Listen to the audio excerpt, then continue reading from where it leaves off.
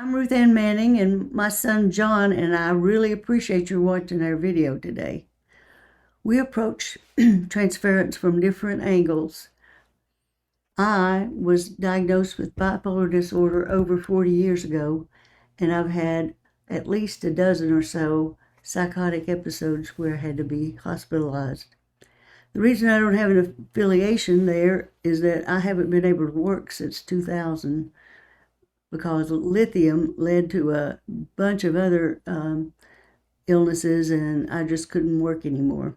So my name is John Manning. I'm Ruth Ann's son. And my experience with mental health in general is first being raised by a bipolar mother, which shaped a lot of the path that I have taken in life. I practice clinically as an emergency medicine physician in Charlotte, North Carolina, and I'm CEO of a startup where we build healthcare-focused apps to screen for social need.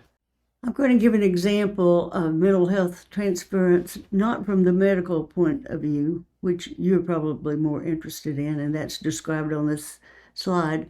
But I recently moved into an independent living situation, and I've told a few people that I have bipolar disorder, and here are some responses I've gotten. Do you take your medication? Could you ever hurt me?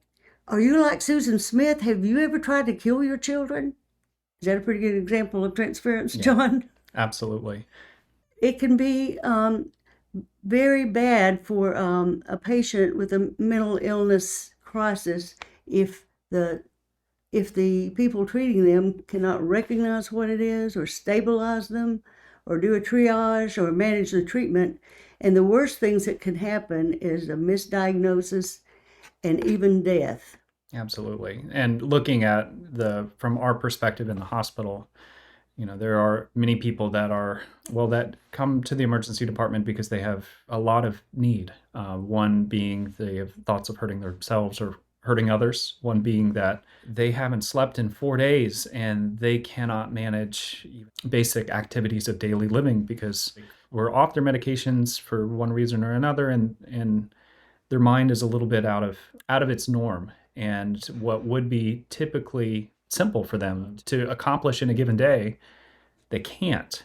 And when you think about all the specialties or all of the human professions where somebody can come to you and verbally or physically attack you with essentially no consequence. We also have to be safe, but we have to do this in a way where we are caring for our patients who are in a time of need and may not realize what it is that they're doing. So, it's a very delicate balance to make sure that you don't apply prior experiences towards the patients that you see in front of you today. Okay, how did it begin? Well, it probably began when I was a kid, but what was I diagnosed with bipolar disorder? That was back in 1982, over 40 years ago. Yeah. I was visiting my aunt in North Palm Beach, Florida, and I was taking a shower. And the shower head told me to go down to the Intracoastal Waterway and scream when I saw a small plane overhead to alert my husband of where I was. But the problem was the shower head didn't tell me to put on clothes. Right. So when they got me to the hospital, they diagnosed me with schizophrenia. I think psychosis for schizophrenia and bipolar disorder are sort of the same, might be hard to pick. But then later, I was diagnosed with bipolar I. The next, I didn't believe it. At that point, I did not believe that I really had bipolar disorder. So I had a baby. And after the baby was born, she had problems, and they had to put her in a neonatal ICU. And so I went nuts over that.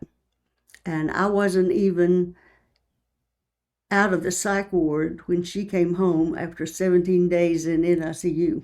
Yeah.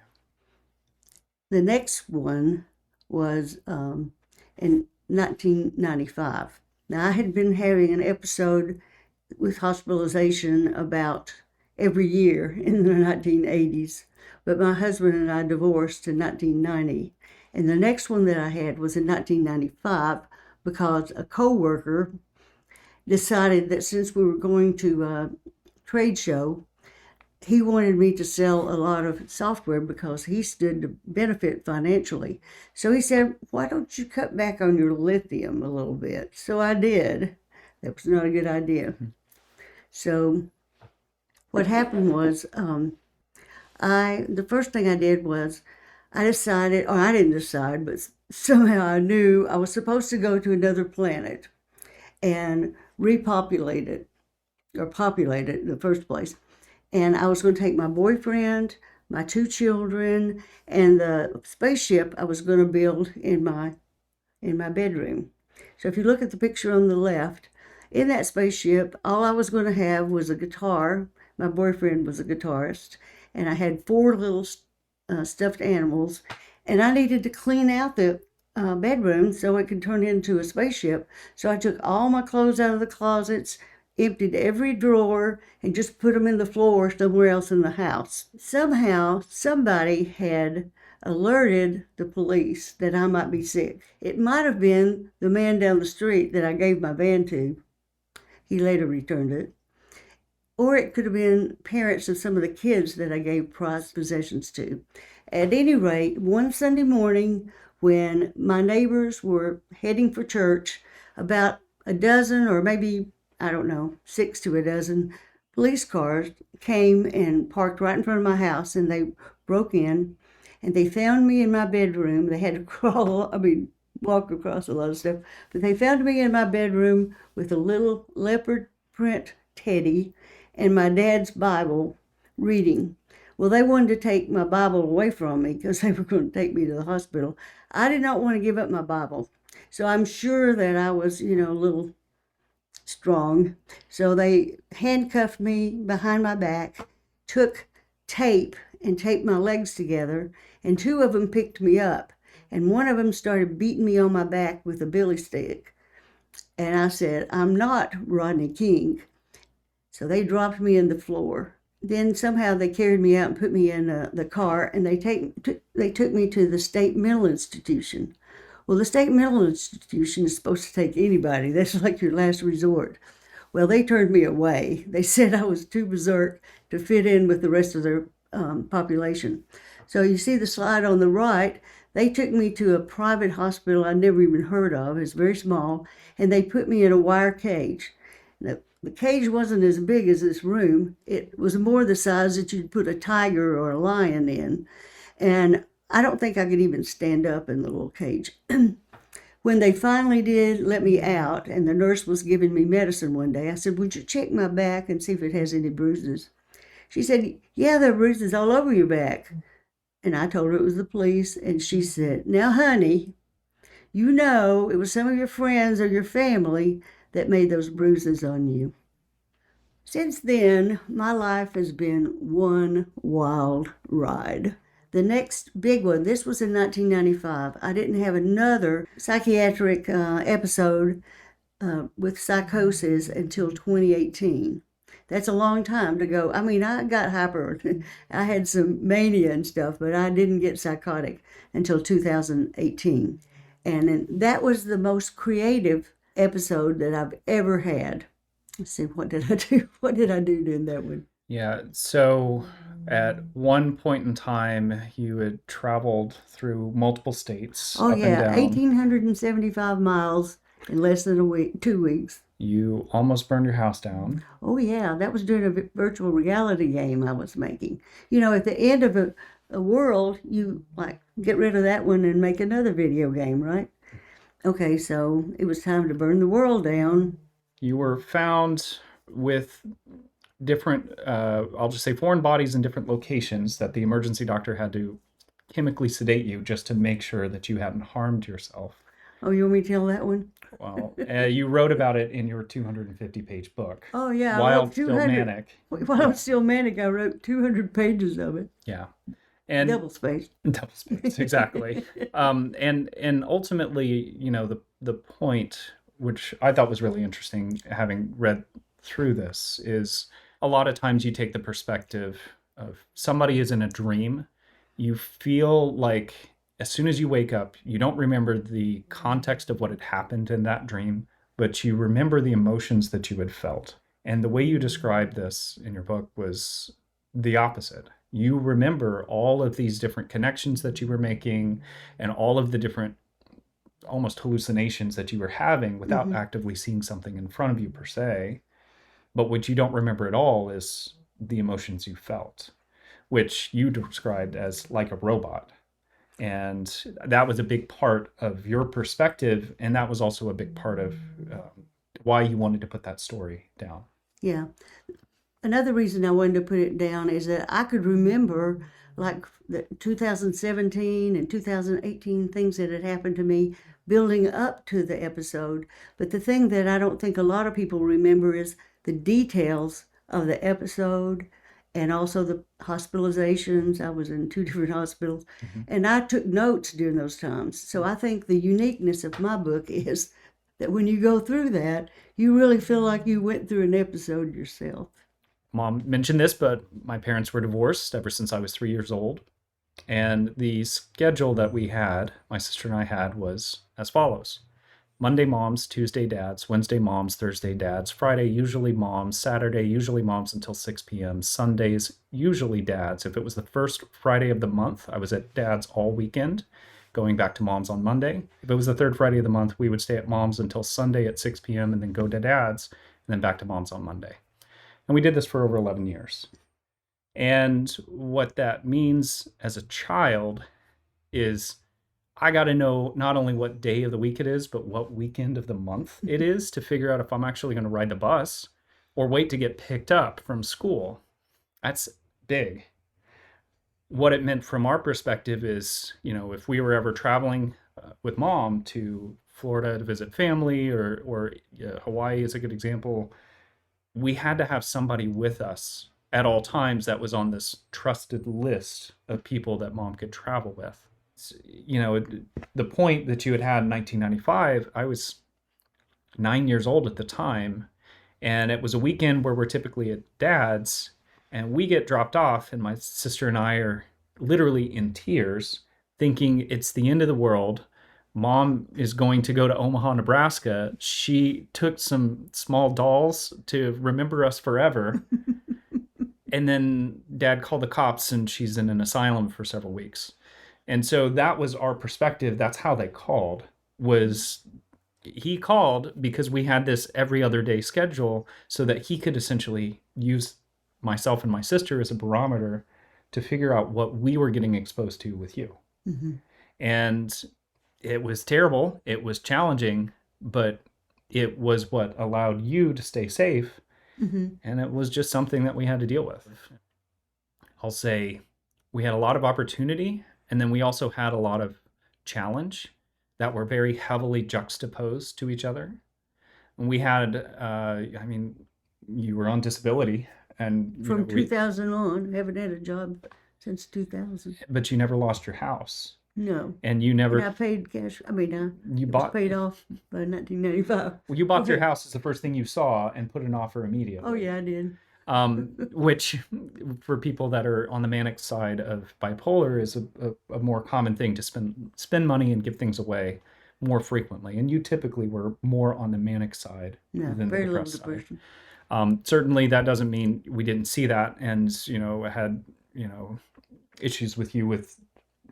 Well, you were suicidal and holidays. Holidays were always our issue for you either becoming extremely manic to the point of near psychosis or hospitalization or depressed. And growing up with that, I think, was really important and allowed me to have a lot of empathy now for what I do today, but understand as well that I've only seen you to that level of extreme twice in my lifetime. That's it. I've seen you getting close many times, many times. But after decades, I can figure out pretty quick where you are in a way that you can even often fool a lot of psychiatrists or physicians who only have a limited interaction with you. About 30 minutes to an hour at best. That's not enough time to really get a good evaluation of kind of where you are on that scale. For me, it's 5 minutes at most. Usually much shorter than that. But realistically, the point comes to as you're going through all of this and you go through those extremes, you don't live in those extremes. And we have 3 kids, and when you're healthy, we trust you with our kids. When we are going from one thing to the next, the majority of our daily interactions are not these once a decade stories, or the fact that a psychiatrist in the 80s told you that you were the second worst case she had ever seen. Mm-hmm. This is different. This is not what defines you, but it is a part of you.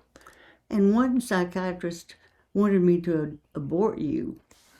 Yeah. Are you glad I didn't? Yeah, well, I mean, always. And frankly, it's also the reason why you had a prophylactic hysterectomy in your 30s. Yes. To try and help with your mood swings. I know. And so, there are many things that came from just trying to help manage your mood and trying to help manage what was a crippling disease, but not the only thing that was a part of you. Now I'm going to describe an example that's near to my heart. It's sad. It's the one that talks about transference, where justice, equity, diversity, and inclusion were lacking. Okay, I had an episode. My episode was in June of 2018, and I did have an altercation with a police officer, but I didn't remember that, and it wasn't in my medical records, and it wasn't in any of the police records. So I'm just going by what one person at the hospital told John that I did. He said that I punched a policeman in the face, knocking his glasses off to the ground, and when he bent over to pick up his glasses, I tried to kiss him on the mouth. Well, when I finally got home from the hospitals, I called the police department, and the person I talked to clearly had heard that story. And I apologized, and he said, "Ma'am, don't worry about it. It's all in a day's work." But I got to thinking, how many times do they see a 67-year-old half-naked woman that's going to punch them in the face? Okay, they didn't even tase me as far as I know. But then 6 months later, at a house right here, there was a African-American girl, age 23, that was psychotic. She had cut herself and a friend with a knife that, World War II knife that had a 7-inch fixed blade on it. And she kept talking about wanting to commit suicide. She actually put lighter fluid on herself and tried to, set herself on fire. Well, when 911 was called, and the first person that got there did have a taser, and he said he couldn't reach her with the to taser, I mean. The next one that came, he shot her in the abdomen, and it went through to her spine, and she died. Now, my question is, she was African American, I am Caucasian. Did they treat her differently? The recommendations about how the Knoxville, Tennessee police force should evaluate cases like this, but they need training on the use of force, de-escalation measures, racial bias, mental health crisis intervention training, and disciplinary action toward those involved. John, do you have anything you want to add to this? I mean, with regards to this, we work closely with police. They keep us safe. We have metal detectors in the hospital where I work if you're coming into emergency department. We heavily rely upon our security guards as well as our police officers that in many ways have helped ensure our own safety. And it can be it's a delicate balance if you're not sure how aggressive somebody is going to be when they're clearly not in their right state of mind and they've already shown potential aggression towards another. And so it's very tough, and I don't envy that position at all. And ultimately, I think the question comes to how can we make sure that we do this with as much justice, equity, cultural diversity, and inclusion as we can realistically manage in the context of people that are in clear behavioral need. Mm-hmm. Yeah, I didn't have to be hospitalized or have any kind of psychotic episode during the COVID-19 quarantine. I was in an apartment all by myself, the good part of 1 year. Yeah. But part of it was in 2013, I made a bipolar management plan, and I followed that very closely during 2020. But in 2018, I'd quit taking my medicine and all of that, so I didn't even think about a bipolar management plan. Well, you also thought you were cured since you hadn't gone through a bipolar break in many years. Yeah. During that 2020 quarantine, I made, I think, 2 blogs and three what would you call them? Websites. I made 3 websites, one about COVID and all that. But I'm really only using one blog now, and that's the ruthforthebroken.org. I get lots of emails about that, so people like it because it has a lot of information you can read on the slide while all it has, in addition to blog posts. I will be publishing information about my book when I get it published. I should have it published by the end of the year, wouldn't you say? Yeah. I want to share my story more. For a long time I was ashamed. I was ashamed to tell people. But now at my age, and my family approves of it and they let me tell it like it is. And so I want to share my story more and become a volunteer for NAMI. Yeah. And we're lucky to where I work, where I teach residents and medical students emergency medicine care. Mom has come at the very beginning, right when the residents first graduate from medical school, their internship year, and shared your story. Mm-hmm. And this is even years later that it was impactful for the classes of residents that were able to witness. Mm-hmm. And that's important because from our side, we want to do everything we can to try and avoid just allowing the wheel of medicine to impact, the last case that I saw. Now this is always like this. No, it's never. Every person is unique and every person has things that make them a patient. I mean, we're all going to be patients at some point in our lives, and mental health is just as important as physical health. And the stigma that often gets tied to mental health, I don't see a point. We're in a post-pandemic space with COVID, depression, burnout. You look at physicians, so many of us struggle with depression and burnout because of our jobs and because of how incredibly stressful this is. That one. Yeah. Okay. Okay, I want to challenge you. I bet most of you are doing transference for me. You probably think, okay, she quit working in 2000. She probably smokes pot, is an alcoholic and whatever, but I never did. I never used that as a crutch. Yeah, I never drank or did drugs. But the diagnosis did affect my life. I would always say I am bipolar instead of I have bipolar disorder and I've had it for over 40 years. So I always thought of myself as a bipolar mother of 2, Mima of 4, bipolar founder and CEO of a biotech DNA sequence analysis company, bipolar University Community College and HBCU math professor, bipolar Oak Ridge National Laboratory scientist, bipolar supercomputing consultant for some of the fastest computers in the world, and bipolar co-founder of a market investment analysis company. That's a lot of stuff to do in 17 years. Yeah, for sure. So you wouldn't have thought that when you heard about me punching a policeman in the face, would you? Okay. Not at all. And that's the point. So all of us have our own unique journey. This is yours. And thank you for sharing. And thank you for inviting me to share with you. Okay. Thank you, John. Absolutely.